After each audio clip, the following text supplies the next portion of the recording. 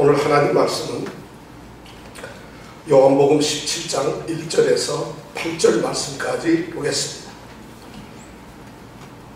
다같이 한 목소리로 오늘 말씀을 읽도록 하겠습니다. 예수께서 이 말씀을 하시고 눈을 들어 하늘을 우러러 가라사대 아버지여 때가 이르렀사오니 아들을 영화롭게 하사 아들로 아버지를 영화롭게 하게 하옵소서. 아버지께서 아들에게 주신 모든 자에게 영생을 주게 하시려고 만민을 다스리는 권세를 아들에게 주셨음이로소이다. 영생은 곧 유일하신 참 하나님과 그의 보내신 자 예수 그리스도를 아는 것이니이다. 아버지께서 내게 하라고 주신 일을 내가 이루어 아버지를 이 세상에서 영화롭게 하였사오니 아버지여 창세전에 내가 아버지와 함께 가졌던 영화로서 지금도 아버지와 함께 나를 영화롭게 하옵소서. 세상 중에서 내게 주신 사람들에게 내가 아버지의 이름을 나타내었나이다. 저희는 아버지의 것이었는데 내게 주셨으며 저희는 아버지의 말씀을 지키었나이다. 지금 저희는 아버지께서 내게 주신 것이 다 아버지께로서 온 것인 줄 알았나이다. 나는 아버지께서 내게 주신 말씀들을 저희에게 주었사오며 저희는 이것을 받고 내가 아버지께로부터 나온 줄을 참으로 아오며 아버지께서 나를 보내신 줄도 믿었사옵나이다. 아멘. 여러분들, 성도들이 우리가 하나님의 자녀들, 하나님의 백성, 성도로 부름을 받았습니다. 성도들의 삶은 어떻게 해야 될까요? 우리 삶의 목적이 뭐가 되어야 하겠습니까? 어떻게 되겠어요? 우리가 사는 목적이 뭡니까? 우리가 하나님의 자녀들, 하나님이 세상에서 특별히 우리를 불렀습니다. 예수님께서 십자가에 죽으시고 우리 죄를 없애주시고 우리를 불러냈는데, 그렇다면 하나님의 택하신 우리 성도들은 이 세상에서 어떻게 살아야 될까요? 잠깐, 부름을 받지 않았거나 성도가 아닌 사람은 이 질문에 대답을 안 하셔도 됩니다. 그런데 스스로 나는 내 죄를 그리스도의 십자가 보혈의 피로 대속을 받았고 나는 하나님의 자녀 성도로 부름을 받은 하나님의 백성이다. 그렇다면 여러분, 나는 어떻게 살아야 할까? 우리 삶의 목적이 뭐가 돼야 할까? 뭐겠어요? 돈을 많이 벌어야 된다? 아니면 출세를 해야 되겠구나?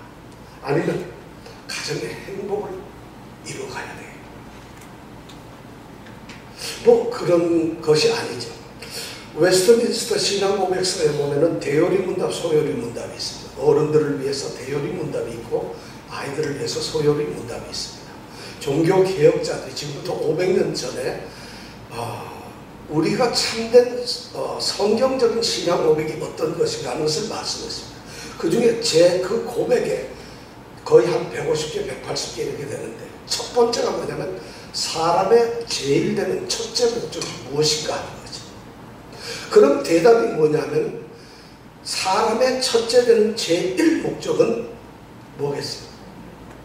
하나님께 영광을 돌리는 것과 영원토록 하나님을 즐거워하는 것이다. 이것이 사람의 목적이라고 되어 있습니다. 여러분, 그렇게 믿으십니까? 사실 그건 우리가 이론적으로는 아는데 순간순간 살면서 그렇게 살기가 쉽지 않습니다. 오늘 예수님께서 하신 기도는 바로 이 영광에 대한 문제를 기도하고 계십니다. 예수님께서 이제 오늘 17장 1절에 보니까 예수께서 이 말씀을 하시고 눈을 들어 하늘을 우러러 가라사대 드디어 기도를 하십니다. 고별 설교를 통해서 예수님은 중요한 세 가지의 약속을 던지셨어요. 제자들이 이제 남아있게 되고 예수님의 십자가로 떠나시게 되죠. 그런 제자들을 향해서 예수님은 세 가지 중요한 약속을 하시는데 위로와 용기와 격려를 주시기 위해서 첫 번째, 새로운 계명을 주셨어요. 내가 너희를 사랑한 것 같이 너희도 서로 사랑하라. 두 번째가 뭐냐면 예수님께서는 너희는 과가 아니라 이제부터는 참 포도나무 공동체의 가지들이다. 새로운 이스라엘이고 새로운 언약의 백성이고 새로운 생명 공동체의 사람들이라는 것을 선언하셨습니다. 왜? 예수의 십자가의 죽음으로 새롭게 태어나는 사람들이기 때문에, 예수의 생명을 가지고 살아가는 사람들이기 때문에 그 말씀을 하셨습니다. 그리고 세 번째는 예수님은 떠나가지만 새로운 보혜사, 도움을 주는 자를 너희에게 보내겠다. 곧 보혜사 성령님을 보내신다는 약속을 하셨습니다. 이렇게 말씀을 하시고 나서 예수께서 이 말씀을 하시고 눈을 들어 하늘을 우러러 이제 기도를 하십니다. 이 기도의 내용을 우리가 지난주에 생각을 했습니다. 예수님께서 하시는 기도는 중요한 세 가지 포인트에서 기도를 하고 있습니다. 첫째가 예수님 자신의 영광을 위해서 기도합니다. 두 번째는 남아있는 예수님의 제자들, 따라다녔던 예수님의 제자들을 위해서 기도합니다. 그리고 세 번째는 예수님의 제자들을 통해서 또 다른 태어나는 제자들, 이 세상의 모든 믿는 사람들, 성도들, 교회를 위해서 예수님은 기도를 하십니다. 이런 중보 기도를 하시는데 오늘 그 기도의 내용을 우리가 한번 살펴보려고 합니다. 첫 번째, 아들을 영화롭게 하시는, 아들의 영광을 위해서 하는 기도가 도대체 어떤 기도였을까? 예수님은 지금 자기 자신을 위해서 기도를 하십니다. 그런데 이 기도의 첫 번째 말이 뭐냐면 17장 1절을 보니까 아버지 때가 이르렀사오니 아들을 영화롭게 하사 아들로 아버지를 영화롭게 하게 하옵소서. 이것이 예수님이 하시는 첫 번째 기도입니다. 첫 번째 하시는 말씀이 뭐예요? 때가 이르렀다는 것이에요. 때가 이르렀다.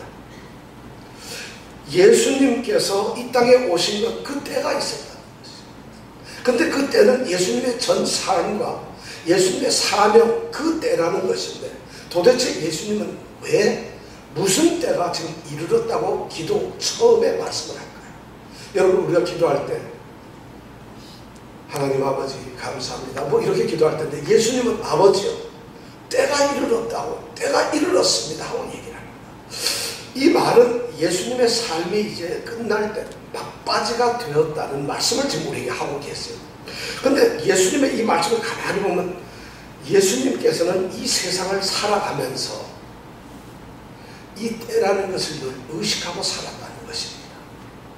예수님은 그냥 흐리멍텅하게 그냥 하나님께서 보내셨으니까 하나님의 아들로서 오셔서 사신 것이 아니라 그분은 태어날 때부터 때를 의식하면서 사셨다는 것입니다.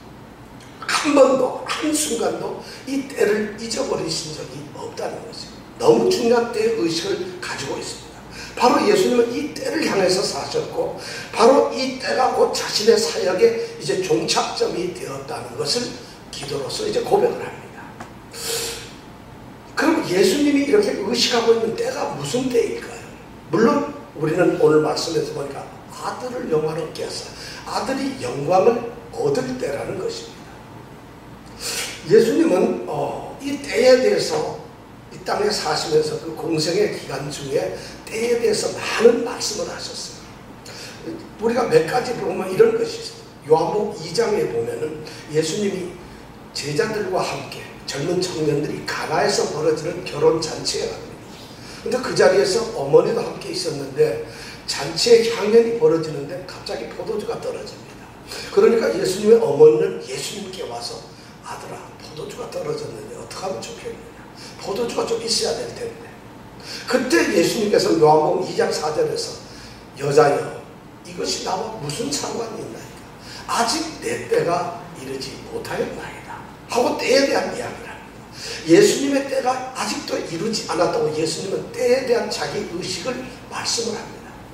다시 말하면 예수님은 이 땅에 오신 것이 기적을 일으키거나 어떤 큰 위대한 일을 하기 위해서 기적을 이루어내는 하나님의 능력의 그런 모습으로 그것을 드러내고 나타내고 사람들에게 이루기 위해서 오신 것이 아니라는 겁니다. 그런 때는 예수님의 때가 아니라는 것입니다.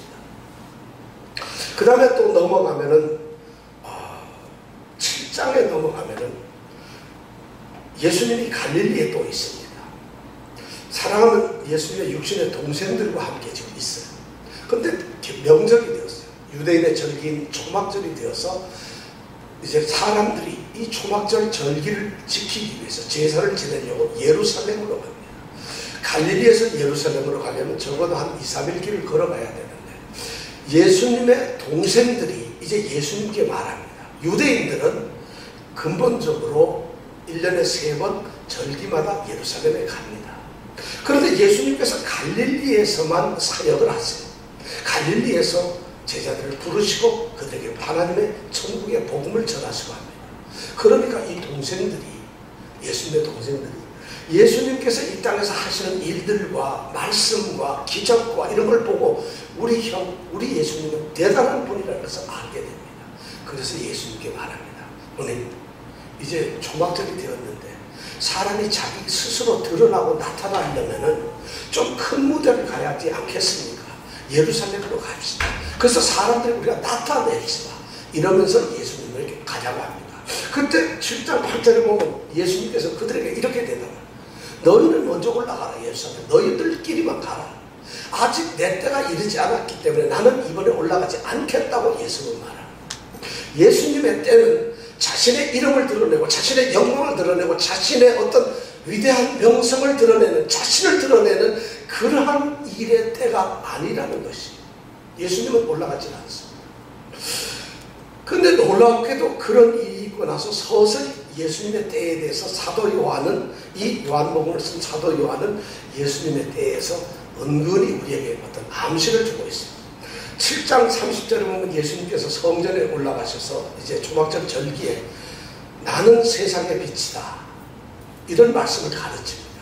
그렇게 하니까 세상 이 유대인들과 제사장이 예수님을 돌로 쳐서 죽이려고 합니다.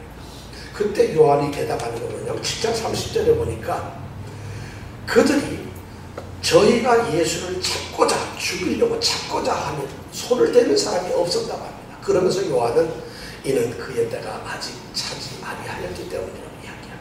그 다음에 거기에 넘어서 8장 20절에 이제 가늠한 여인을 고쳐 이제 죄를 사해 주시고, 그 다음에 성전에서 가르칠 때 똑같았어요. 성전에서 이제 하나님의 그 권세와 하나님의 아들로서의 자신의 그런 것을 가르치니까 유대인들이, 또 제사장들이, 서기관들, 바리새인들이 하나님과 동등하다는 그 예수님의 말씀을 참담하다고 해서 예수님을 잡아 죽이려고 돌을 두고 덤빕니다. 그런데 그때 똑같이 이 8장 20절에 보면 이 사도 요한이 똑같이 얘기를 합니다. 저희가 예수를 잡고자 하나 손을 대는 자가 없다. 왜냐하면 이는 그의 때가 아직 차지 아니하였기 때문이다. 예수님의 때는 결코 그런 때가 아니었어요. 그러면 예수님의 때는 어느 때일까요? 이제 오늘 말씀해 보니까 드디어 예수님은 때가 이르렀다고 말씀을 합니다. 때가 드디어 찼고 때가 왔다는 것이, 도대체 무슨 때가 왔을까요? 예수님은 지금 처음 기도하시면서 때가 왔다고 하시는 것이 아니라 12장에 보면 이미 때가 왔다고 말씀을 하셨어요. 12장 23절에 보면 예수님께서 이제 마지막 일주일을 이제 고난주간을 지내시기 위해서 갈릴리로부터 올라오셔가지고 예루살렘 성에 입성을 합니다. 그러니까 우리가 종려주일에 많은 유대인들이 종려나무 가지를 꺾어서 흔들면서 예수님을 환영합니다. 사람들은 세상이 뒤집히고 예수님께서 큰 영광을 받으실 거로 생각을 했어요. 그때 예수님께서 하시는 12장 23절의 말씀은 이렇게 얘기해요. 인자가 영광을 얻을 때가 왔도다, 이렇게 말씀을 하세요. 그리고 그 다음 바로 계속 얘기를 하시면서 내가 바로 이때를 위해서, 바로 이를 위해서 왔다고 또 예수님은 말씀을 하세요. 그리고는 바로 이 예수님께서 고별 설교를 하시는 이 다락방에서 13장 1절에 보면 예수님께서 드디어 때에 대한 것을 이제 선언하십니다. 6월절 절기를 지키기 위해서 13장 1절에 보면 다락방에 이제 6월절 식사를 배설하고 예수님께서 첫 번에 하는데, 이 사도 요한이 그렇게 합니다. 6월절 전에 예수께서 자기가 세상을 떠나 아버지께로 돌아가신 그 때가 이른 것을 아시고 세상에 있는 자기 사람을 사랑하시되 죽기까지 사랑하신다. 이것이 13장 1절의 말씀이에요. 예수님의 때는 도대체 뭘까요? 어떤 때일까요? 예수님이 의식하고 예수님께서 계속 마음에 생각했던 이 예수님의 때는, 그 때는 바로 영광의 때라는 것이죠. 어떤 영광의 때? 예수님이 그 영광을 예수님은 요한복음에서 자신이 들리우는 때라고 얘기를 하고 있어요. 자신이 들리운다는 거죠. 들리운다는 게 뭘까요? 모세가 광야에서 뱀을 든 것 같이 인자도 들려야 하리니, 예수님께서는 십자가 위로 들리는 것, 죽음에서 부활의 생명으로 들리는 것, 하나님이 계시는 그 천국 하나님의 보좌로 들려 올라가시는 것, 이 모든 것을 예수님은 영광의 때라고 말씀을 하세요. 바로 이 때는 예수님께서 그러한 자신의 때, 다시 말해서 십자가 죽음의 때, 이것을 예수님은 영광의 때라고 얘기를 하셨고 때가 이르렀다고 말을 합니다. 바로 이 때가 예수님이 이 땅에 오신 진정한 의미의 때입니다. 그 때는 바로 예수님께서 자신이 누구인가를 드러내시고 예수님 자신이 지금 무엇을 하고 있는가를 드러내시는 때가 바로 진정한 때라는 것이죠. 자신이 누구겠어요? 메시아겠어요. 세상의 모든 죄를 대속하시기 위해서 메시아로 오신 분이에요. 그리고 그 죄를 대속하기 위해서 십자가에 죽으시는 그 사명을 이루시기 위해서 오신 거예요. 바로 예수님께서는 이 때를 알으셨고 그 때를 위해서 지금 기도하고 계십니다. 이것이 예수님의 기도의 첫 번째 때가 이르렀다는 말씀입니다. 그럼 예수님께서는 때가 이르렀다는 말씀을 하시고 바로 그 다음 기도를 이어가시는데 그 다음 기도가 뭐냐면 아버지의 영광입니다. 아버지께서 영광을 받으시는 겁니다. 이 아버지여 때가 이르렀사오니 아들을 영화롭게 하사 아들로 아버지를 영화롭게 하게 하옵소서. 아버지를 영화롭게 하라. 예수님의 삶의 가장 큰 목적이 뭐였냐면 바로 아버지의 영광입니다. 아버지께서 영광을 받으시는 것이 예수님 삶의 가장 큰 꿈이었어요. 바로 아버지의 영광 때문에 예수님은 이 세상에 오셨고 아버지의 영광 그것 때문에 예수님은 이 세상의 삶을 살아가셨던 겁니다. 자, 그렇다면 아버지를 영광스럽게 하기 위해서 예수님은 무슨 일을 하셔야 할까요? 여러분, 우리가 성도로 부름을 받아서 아버지를 영화롭게, 하나님을 영화롭게 하고 영광을 돌린다고 그러는데 그럼 여러분들 이제부터 우리가 그 해답을 한번 찾아볼까 합니다. 아버지를 영화롭게 하는 것이 뭐겠습니까? 여러분 어떻게 하면 좋겠어요? 막 손뼉치고 찬송하면서 기도하면서 두 손 들고 아버지 영광 올려드립니다. 이것이 영광을 올려드리는 것일까요? 아버지를 영화롭게 하는 길이 무엇일까? 오늘 말씀해 보니까 17장 1절에 보니까 아들을 영화롭게 하사 아들로 아버지를 영화롭게 하게 하옵소서. 아들을 영화롭게 만드는 것이에요. 아들이 영광을 받는 것이에요. 그래서 그 아들이 영광스럽게 되었을 때 그때 그것이 바로 아버지가 영광스럽게 된다는 것입니다. 이것이 바로 예수님이 말씀하는 영광입니다. 12장 30절 32절에 만찬이 한참 진행될 때 예수님께서는 아주 특별한 말씀을 하세요. 제자들 12를 앉혀놓고 지금 6월절 만찬에 떡을 떼고 이제 성찬식을 하시죠. 포도주를 주면서 이것은 내 피다. 너희가 이 잔을 기념하라. 또 떡을 주시면서 이건 내 살이니까 너희가 먹고 내 살을 기념하라 얘기를 하세요. 그리고 나서 예수님이 아주 굉장히 극적인 이야기를 하세요. 이제 인자가 잠시 후면 죽게 될 것이라고 말하고 떠나게 될 것이라고 말을 합니다. 그러니까 제자들이 깜짝 놀라죠. 그런 일이 어떻게 있을 수 있겠느냐. 특히 베드로 같은 제자는 그런 일이 있을 수가 없습니다. 제가 그렇다면 끝까지 예수님을 따라 지키겠다고 합니다. 그때 예수님께서 말씀하시죠. 너희 중에 하나가 나를 팔 것이라고 얘기합니다. 예수님의 제자 중에 하나가 예수님을 배반한다는 것이죠. 그런데 그 제자가 누구냐? 바로 가룟 유다예요. 가룟 유다가 배반하고 예수님을 팔기 위해서 떠납니까? 그가 이제 예수님께서 네 일을 빨리 행하라, 속히 하라 하고 이런 말씀을 하시니까 그 말을 듣고 나서 그 자리에서 떠나 나갑니다. 그때 바로 12장 31절에 보면 예수님께서 그 가룟 유다가 나가는 모습을 보시면서 이렇게 말씀을 하십니다. 지금 인자가 영광을 얻었고 하나님도 인자를 인하여 영광을 얻으셨다. 이렇게 말씀하세요. 아니 예수님께서는 제자가 배반해가지고 이제 잠시 후면 그 배반의 그 대가로서 십자가에 가서 죽게 되는데 그것이 인자가 영광을 얻었다고 이야기해요. 그리고 인자가 죽게 되는 것, 이 영광 때문에 예수님은 그것 때문에 하나님이 자기 때문에 또 영광을 얻으셨다고 얘기해요. 그럼 도대체 예수님이 말하는 이 아들의 영광은 무엇일까요? 하나님의 영광을 돌리는 이 아들의 영광은 도대체 어떤 것이냐? 간단하게 얘기하면 이것은 바로 십자가의 죽음이라는 것이에요. 예수님이 영광을 받으시고 아들이 영광을 받으시는 것은 바로 십자가에 죽는 것이에요. 십자가에 죽음이 없다면 아들에게는 영광이 없습니다. 아들의 영광은 십자가의 길로 가는 것입니다. 이것이 바로 하나님의 뜻이었던 것입니다. 그러니까 예수님께서 아버지여 때가 이르렀사오니 아들을 영화롭게 하시옵소서. 아들을 영화롭게 하라. 이런 기도를 하시는 이 말의 의미가 뭔지 아세요? 무슨 아들을 목표해서 귀하게 만들어달라 이런 것이 아니죠. 이 말씀의 뜻은 정확히 이겁니다. 이제 아들이 십자가의 죽음을 당하는데 아버지여 이 아들을 십자가에서 죽게 하여 주시옵소서. 아들을 십자가에 달아 죽게 하여 주시옵소서 하고 기도하는 것이, 그것이 아들의 영광이라는 말. 여러분, 그런 영광이 바로 아들의 영광입니다. 예수님께서는 지금 십자가의 죽음의 길을 가게 해달라고 기도하고 계세요. 그 십자가의 길을 가는데 너무 고통스럽고 너무 수치스럽고 너무 힘들어요. 그런데 그 일을 순종하게 해달라고 기도하는 것이 바로 아들의 영광이라는 거죠. 그 일을 이룬다는 거죠.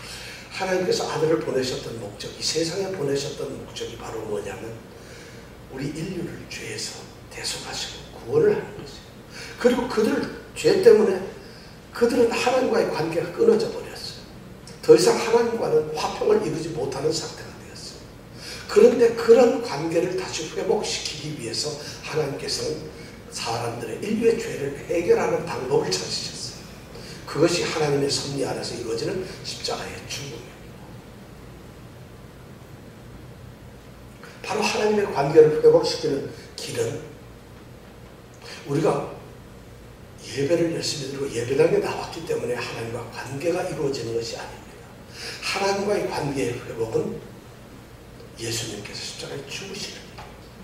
그래서 우리의 죄를 대신 없애버려야 합니다. 죄가 없는 자만이 거룩하고 흠이 없으신 깨끗한 죄 없으신 하나님과 관계를 가질 수 있어요. 죄가 있으면 하나님은 죄 있는 자를 만나실 수가 없어요. 아무리 하나님이시지만 죄 있는 자를 하나님은 만나시지 않아요. 만나실 수가 없어요. 빛과 어둠이 동일한 자리에 있을 수는 없습니다. 빛이면 빛이고 어둠은 어둠이 될 뿐이에요. 하나님은 그런 빛이시기 때문에 죄의 어둠 속에 있으실 수가 없어요. 그 죄를, 어둠을 용납하실 수가 없어요. 죄의 문제가 해결되어야 하는데 그 죄를 해결하기 위해서 예수님께서는 십자가의 길을 가셨다는 거죠. 바로 그런 죄에서 구속하고 건져내는 대속의 길, 그것이 바로 십자가의 죽음이라는 거죠. 바로 예수님이 십자가에 죽으셔야 할 이유가 바로 그것입니다. 예수님, 그분은 십자가에 죽으셔야 합니다. 이것이 하나님의 뜻입니다. 죽지 않으시면 예수님 자신에게는 영광이 없습니다. 우리에게는 하나님과 가까워질 수 있는 길이 없어요. 바로 이 일을 위해서 이건 필연적으로 우리에게는 필요한 것이고 하나님께도 필요한 것이다. 그래서 예수님께서 지금 기도하고 계세요. 아들을 영화롭게 하사 아들로 아버지를 영화롭게 해달라고 기도를 하고 있어요. 바로 십자가의 그 죽음의 길을 자원하는 심령으로 어떠한 어려움이 있다 하더라도 하나님의 뜻에 온전하게 순종하게 해달라고 지금 기도를 하고 있는 것입니다. 죽게 해달라고 기도합니다. 그럼 십자가의 죽음이 도대체 뭐가 영광이 될까요? 십자가에 죽는 것이 왜 여러분 영광이 될까요? 십자가에 죽는 게 수치면 수치고 어떻게 보면은 형편없는 모멸감이지 어떻게 영광이 될까요? 그게 아니죠. 바로 예수님께서 이 땅에 오신 건 하나님의 구원 계획에 의해서 이 땅에 오셨어요. 그 계획을 이루시기 위해서 오셨는데 그 계획의 가장 중요한 정점이 뭐냐면 죄의 문제를 해결하는 것이고 십자가에 죽는 것이고, 예수님이 십자가에 죽는 것은 하나님의 뜻을 이루어드리는 것이고 하나님께서 자신에게 명령하셨던 그 사명을 완수하는 것이고 그 사명의 길을 예수님께서 인정하셨을 때 하나님이 보내신 그 목적을 이루었을 때 그것이 바로 예수님의 영광이 아니겠습니까? 그 영광을 예수님이 이루시면은 그런 계획을 가지시고 구원의 계획을 계획하시고 그걸 위해서 아들을 보내신 하나님께서도 그 계획이 이루어지니까 영광스러워진다는 거죠. 바로 이런 말이 아들을 영화롭게 하사 아들로 아버지를 영화롭게 하옵소서, 그 말씀이라는 거죠. 이것이 바로 예수님께서 아버지를 영화롭게 하는 첫 번째, 아들 먼저 자신을 영화롭게 해달라는 것이죠. 그 다음에 두 번째로 또 아버지를 영화롭게 하는 길이 있다고 예수님은 말씀하셨어요. 그것이 뭐냐면 17장 4절에 나옵니다. 4절에 보니까 아버지께서 내게 하라고 주신 일을 내가 이루고 아버지를 이 세상에서 영화롭게 하였나이다. 이것이 바로 예수님께서 하시는 일입니다. 아버지께서 내게 하라고 주신 일이 있었다는 것입니다. 아버지께서는 예수님을 이 땅에 보내셨는데 그 아들에게 세상에 가서 너는 이 일을 해라 하는 그 하나님의 일이 있었다는 거죠. 그래서 예수님께서 이 땅에 오셔가지고 그 일을 이루시니까 그렇게 되니까 결과적으로 아버지께서 이 세상에서 어떻게 됐다고요? 영화를 받으셨다. 이렇게 영광을 받으셨다. 이렇게 말씀을 하고 계세요. 그럼 예수님께서 이 땅에서 하실 일이 뭐였을까요? 물론 십자가의 죽음을 포함하고 있습니다. 성육신 되셔서 이 땅에 사람의 모양으로 오시는 그 모든 것이 포함됩니다. 그것이 예수님의 일이에요. 근데 예수님께서는 이 땅에 오셔서 하나님의 일 외에는 아무것도 하지 않으셨어요. 하나님께서 말씀하신 것 외에는 아무것도 말씀하지 않으셨어요. 하나님께서 자신에게 명령한 것 외에는 자신의 이름을 드러내거나 자신을 위해서 자신 스스로가 생각해서 하신 것이 하나도 없으세요. 그러면 예수님께서 아버지로부터 받았던 하라고 주시는 일이 뭐였을까요? 그것이 바로 6절부터 8절에 있는 말씀이에요. 나는 세상 중에서 내게 주신 사람들에게 나는 아버지의 이름을 나타내었나이다. 세상 중에서 내게 주신 사람들에게 아버지, 저희는 아버지의 것이었는데 내게 주셨으며 저희는 아버지의 말씀을 지켰나이다. 지금 저희는 아버지께서 내게 주신 것이 다 아버지께서 온 것인 줄 알았다. 나는 아버지께서 내게 주신 말씀들을 어떻게 했다고? 저에게 주었다. 저희는 이것을 받고 내가 아버지께로부터 나온 줄을 참으로 알았다.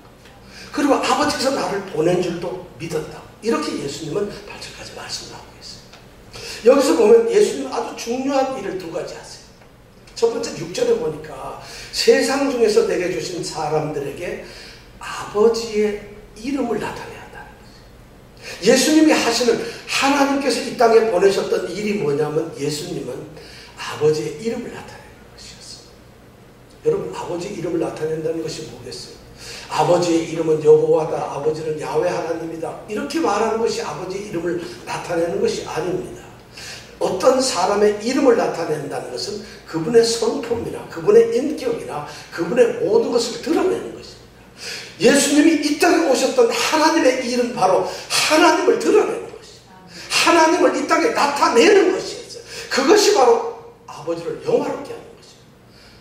저는 이 말씀으로 깜짝 놀랐어요. 과연 그 순간에 이 세상에 살고 있었던 사람들은 아버지를 몰랐을까요? 아버지 이름을 몰라서 아버지가 어떤 분이신지 아버지의 성품을 몰랐을까요? 아니, 유대인들은 하나님께 택한 백성들이고 하나님께 예배드리는 자들이었는데 그 택한 백성 이스라엘은 과연 하나님을 몰랐을까요? 그런데 예수님께서는 지금 그렇게 기도를 하고 계세요. 세상 중에서 내게 주신 사람들에게 아버지 이름을 나타낸다. 아무한테나 아버지가 이름을 나타내는 것이 아니에요. 누굴까요? 이 세상 중에서 수많은 이 세상, 지금 요즘 같으면 한 75억 되나요? 그 수많은 사람 중에서 내게 주신 사람들이 누가 주셨나요? 아버지께서 내게 주셨어요. 아버지께서 선택하시고 미리 아시고 예정하셔가지고 아버지께서 구원을 하시기로 작정하셨던, 그래서 부르신 아버지께서 예수님 앞으로 이끌어낸 그 사람들에게만 아버지의 이름을 나타냈다는 거죠. 그래서 아버지의 이름을 나타내. 아버지가 어떤 분이신가를, 아버님은 도대체 우리 하나님 아버지는 어떤 분인가를 나타내는 것이 그것이 하나님의 일이었다. 그리고 두 번째는 어떤 일을 하셨냐? 8절에 보니까 이렇게 했어요. 나는 아버지께서 내게 주신 말씀들을 저에게 주었다. 예수님이 하신 일은 바로 아버지께서 주신 말씀, 하나님의 말씀을 그들에게 전달하는 것이죠.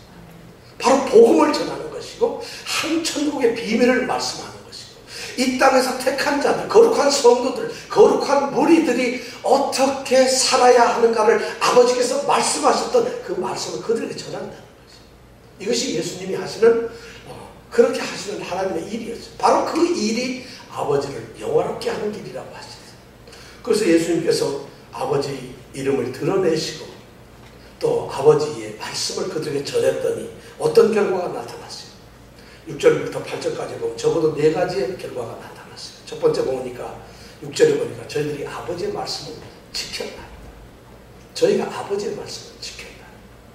자, 말씀이 전달되고 아버지를 나타내니까 그들이 복음을 받고는 아버지의 말씀을 지켰다.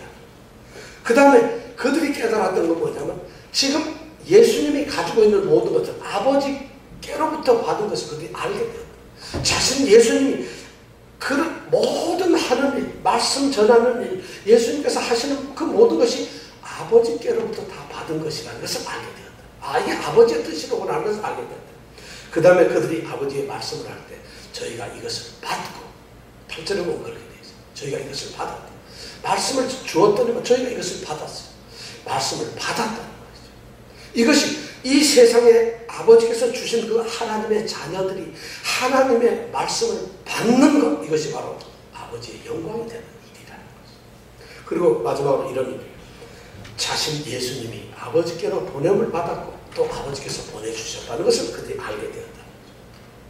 바로 이런 일이 이루어지니까 예수님께서 오셔가지고 아버지의 일을 함으로써 이런 일이 일어나니까 예수님께서는 자신이 받았던 소명, 이 땅에 오셨던 메시아 사명을 이루었기 때문에 자신은 영화롭게 되는 것이고, 하나님께서는 그 일을 하라고 예수님을 보냈는데 예수님께서 그 일을 완벽하게 성취하셨기 때문에 아버지는 영광을 받으신다는 것이고, 바로 오늘 말씀이 바로 그것을 얘기하고 있어요.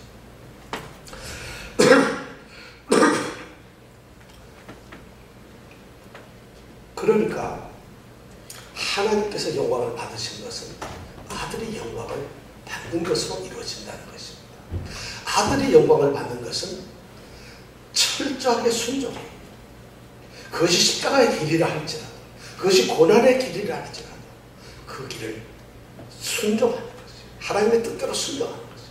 그래서 주님은 우리들에게 아무든지 나를 따라오든 자기를 부인하고 제 십자가를 나를 받아주고 나를 따르라고 말씀을 하셨어요.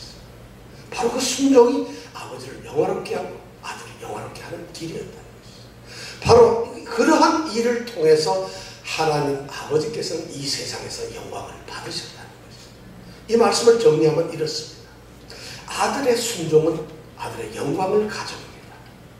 순종하는 아들의 영광은 하늘에 계신 아버지의 영광을 이루게 된다는 것이죠. 이것이 바로 아들과 아버지의 영광의 어떤 함수가 됩니다. 주님께서는 지금 그 말씀으로 기도를 하고 계세요. 이 17장 1절의 말씀은 바로 그 위대한 그런 기도를 하고 계시는 것이죠. 자, 이런 하나님의 영광을 위해서 예수님은 살아왔고 그 영광을 위해서 기도를 하셨는데 거기에서 기도가 끝나신 게 아니라 이제 때를 아셨고 하나님의 영광을 위해서 기도했고 이제 세 번째로 기도하시는 건 뭐냐면 아들 자신의 영광을 위해서 기도를 하십니다. 자신의 영광을 위해서. 자, 17장 5절 말씀 우리가 함께 읽어볼까요? 시작. 아버지여 창세전에 내가 아버지와 함께 가졌던 영화로서 지금도 아버지와 함께. 야, 지금 아버지께서 주님께서 기도하는 것이 뭐냐면 아버지여 창세전에 내가 아버지와 함께 가졌던 그 영광, 그것을 지금도 내가 아버지와 함께 지금 나를 그 영광을 갖게 해달라. 지금 그런 기도를 하고 있어요. 예수님께서는 자신이 지금 십자가의 죽음을 앞에 두고서 하나님 앞에 기도하는 것이 이 아들을 좀 영광스럽게 해달라는 거예요. 그 영광은 뭐냐면 지금 성육신 하시기 전에 이 땅에 하나님의 아들로서 육신의 몸을 입고 사람으로 이 땅에 오시기 전에 아버지와 함께 있었던 그 창세전에 있었던 그 영광으로 나를 회복시켜달라는 그런 기도를 하고 있어요.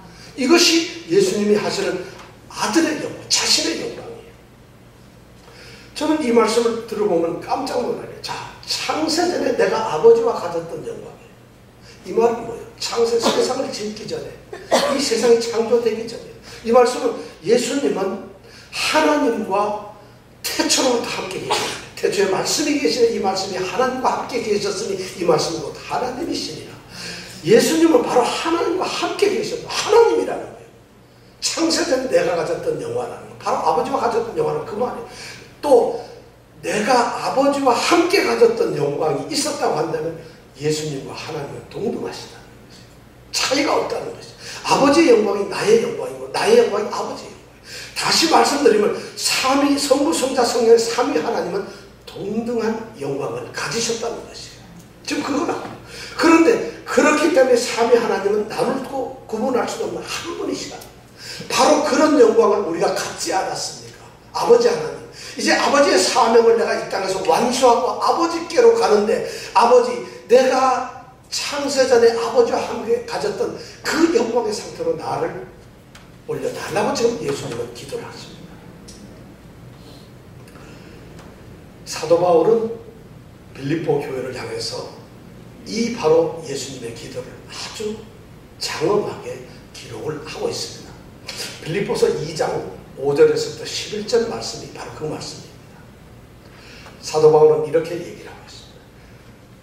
너희 마음에 이 마음을 품으라. 곧 예수 그리스도의 마음이니 그는 근본 하나님의 본체시라.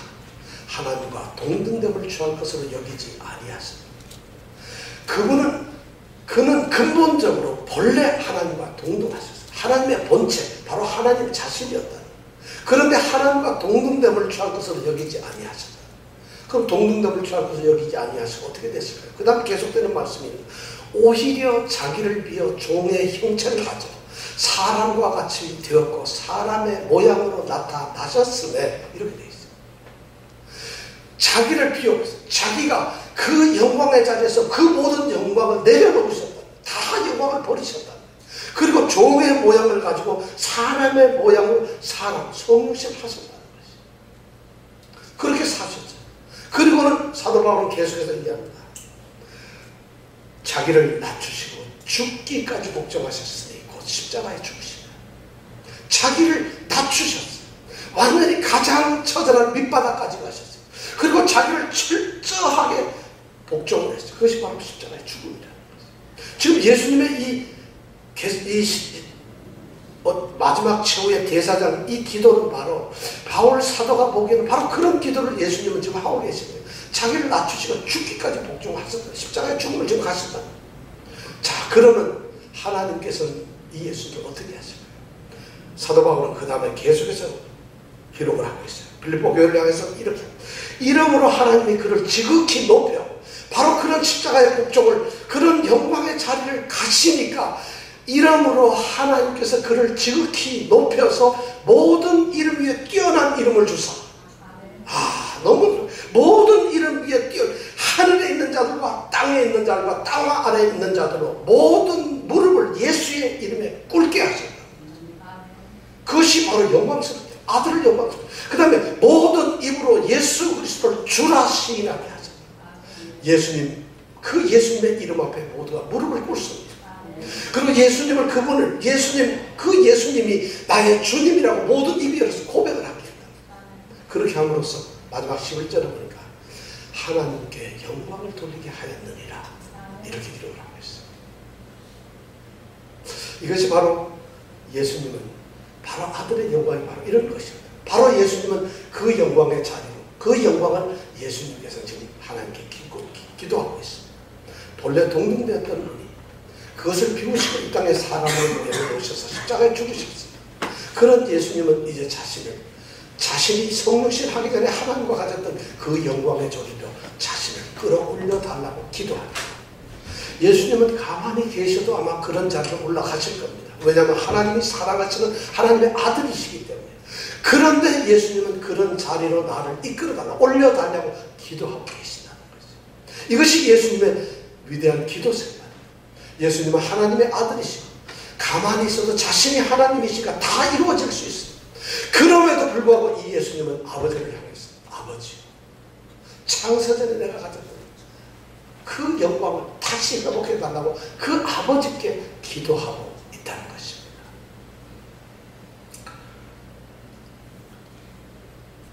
지금 우리는 결론을 맺겠습니다. 예수님은 때를 낳으셨어요.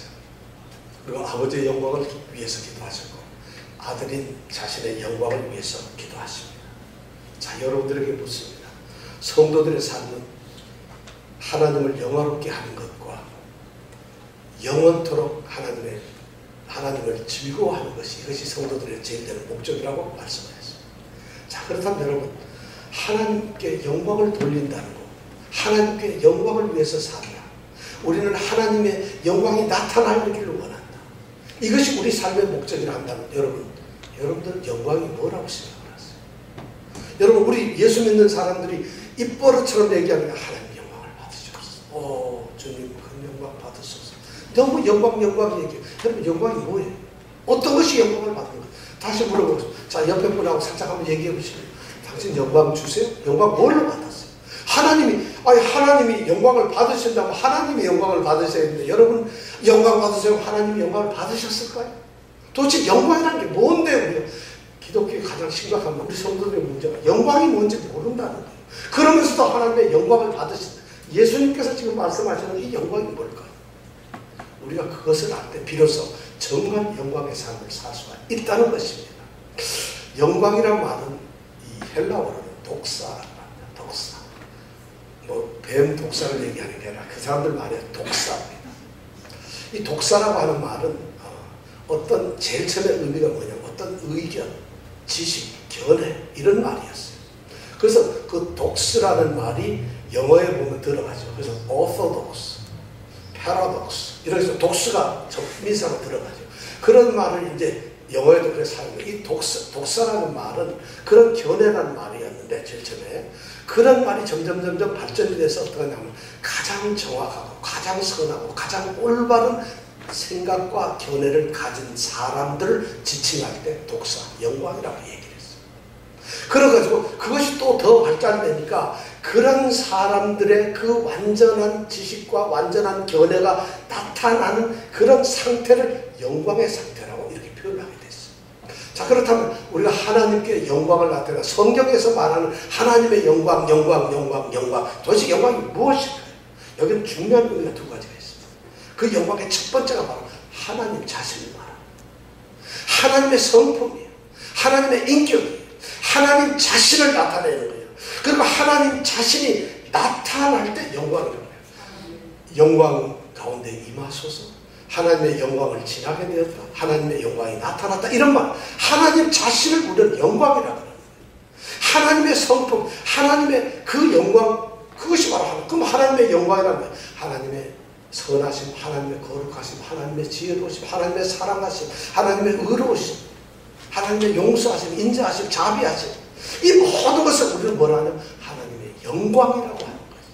그럼 그 영광이 이것이 바로 하나님 자신, 하나님이 나타나는 그 상태를 우리는 영광이라고 하는데, 그렇다면 우리가 영광을 돌린다고 하는 말은 뭐냐면 바로 그 하나님의 그 영광스러운 모습이 우리 가운데 나타나 있는 상태를 우리는 영광을 돌린다고 하는 것입니다.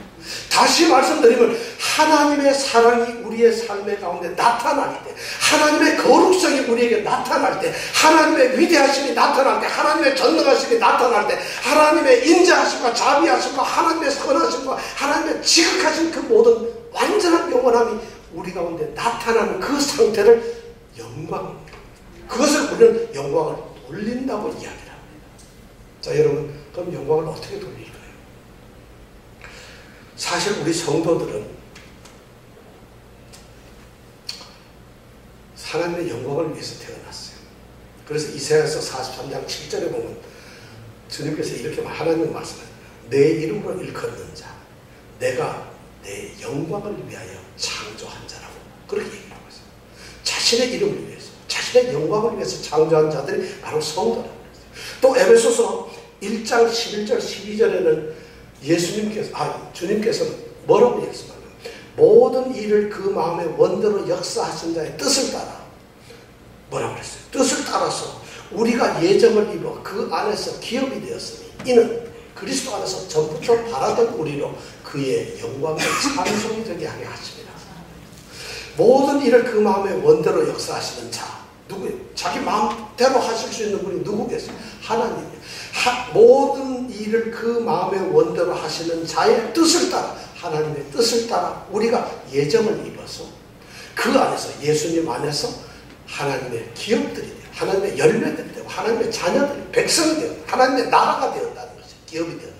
왜 그랬을까? 이는 그리스도 안에서 전부터 태초로부터 하나님께서 바라시고 소원했던 것이 그것이 그 뭐냐면 뭐예요?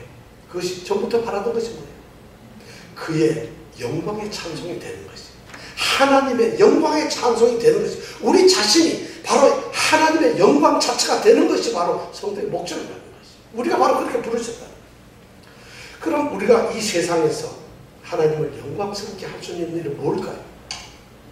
이 세상의 일 가지고는 영광스럽게 할 수가 없어요. 내가 가진 명예나 내가 가진 건강이나 내가 가진 능력이나 내가 가진 어떤 소유들, 나의 어떤 능력, 내가 할 수 있는 모든 일, 나의 어떤 장기, 특기, 나의 잘난, 너무너무 잘난 이런 모든 것을 가지고 하나님을 영광스럽게 할 수가 없어요. 그래서 영광이 되지를 않아요. 하나님의 사랑이 내가 돈 많다고 해서 드러나겠습니까? 하나님의 위대하심이 내가 출세했다고 드러나겠습니까? 그건 영광이 될 수가 없어요. 그런데 우리 사람들은, 성도들조차도 나는 하나님의 영광을 위해서 산다. 우리가 축구 시합에서 이기잖아요. 골 한 골 넣으면 어떻게 막 가서 뭘 하죠? 기도를 해요. 하나님의 영광을 위해서 골 넣은 게 왜 하나님의 영광이에요? 도대체 골 넣은 게 하나님의 영광하고 무슨 관계가 있어요? 어떻게 하다 로또를 샀는데 로또가 당첨이 돼서 장만치 5불짜리 당첨됐어요. 그러니까 하나님 감사합니다. 영광을 돌립니다. 아니 로또 당첨되는 하나님께 영광인가요 그게? 아들이 5년 동안 취직 못하다가 드디어 좋은 직장에 취직을 했어요. 오 하나님 영광을 올려드립니다. 취직하는 게 영광이 아니에요. 우리는 믿는 자들이 세상의 그런 세상의 것들, 세상의 자신의 인간들의 이 세상 일들을 가지고 하나님을 영광스럽게 한다고 착각을 하고 있어요. 지금 예수님께서 그런 영광을 가지는 아버지의 영광은 아버지의 일을 하는 것이고 십자가의 죽음에 순종하는 것이에요. 그것이 바로 아버지를 영화롭게 하는 길이라고 말씀을 하셨어요. 자, 그렇다면 우리가 아버지의 이름을 나타내고 아버지를 영화롭게 하는 일은 뭘까요? 성도들은 하나님의 뜻에 따라서 하나님의 말씀에 순종하면서 살아가는 것이죠. 하나님이 사랑이기 때문에 우리는 사랑해야 합니다. 하나님이 용서하셨기 때문에 우리도 용서하는 것이죠. 하나님이 인자하시기 때문에 우리는 인자합니다. 하나님이 거룩하시기 때문에 우리는 거룩하게 삽니다. 우리가 거룩하게 살고 사랑하고 용서하고 인자하고 참고 자비를 베풀고 그들에게 친절하고 그들에게 모든 것을 우리가 쏟을 때 우리의 그런 모습을 보고 하나님의 사랑이 거기에 드러나는 것이죠. 그럴 때 그것을 우리가 뭐라 하냐? 하나님께 영광을 돌렸다. 하나님의 품성, 하나님의 성품인 그 인자하심이 우리 때문에 이 땅에 드러나는 것. 그것이 바로 영광이라는 거예요. 여러분 이제 하나님의 영광을 돌릴 수 있겠어요? 이것이 바로 하나님의 영광을 돌리는 것입니다.